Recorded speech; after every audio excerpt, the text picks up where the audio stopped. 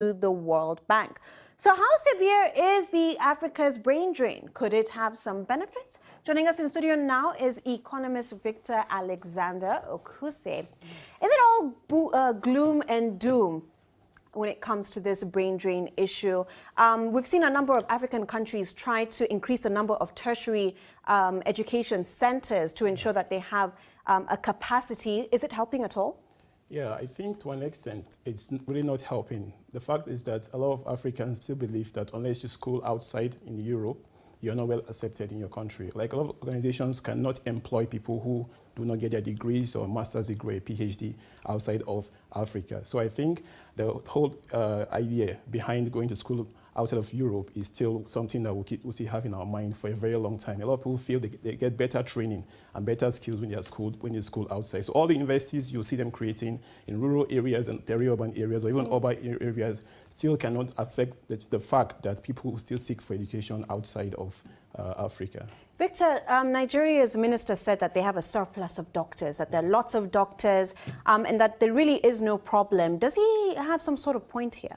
Yeah, to an extent, I think there is no such point because we have a lot of medical sectors. I mean, the medical sector in Africa, or maybe let's say in Nigeria, is not as stable as we expect it to be. It's not even as standard as expected. And most people who are well-to-do get medical facilities or treatment outside of Africa or outside of Nigeria.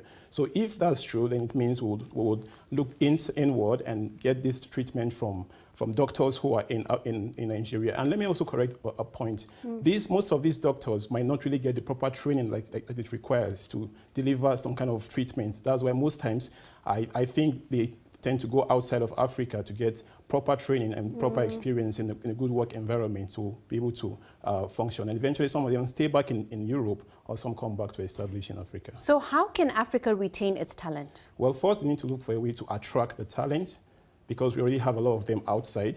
Then we look for a way to retain them. Two things. We need to look at the pull effect and the push effect. A lot of them have been pushed out of Africa to go to Europe. A lot of talents are there right now due to lack of opportunities. We also have things like depression, economic depression, and political instability and oppression, or even health risk. Now, that's the pushback effect, all right? The pullback effect could be economic stability and political stability in Africa that will attract them back to Africa.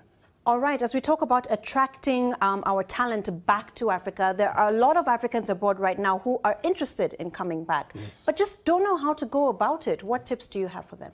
The first thing I think they should do is approach the embassies of their home country in the countries they're in right now and talk to them about it and see how they can orient them on how they can get back. Another thing they can do is, as investors, if they're entrepreneurs, they can invest back in the country, test the waters and see how much it flies. If it does, they come back. Also, they can, like students who are doing masters and PhD, can focus their research on African problems, and that would help them settle back in Africa when they come back. Definitely, because we don't have enough African content, do we? That's right. Thank you so much, Victor. That was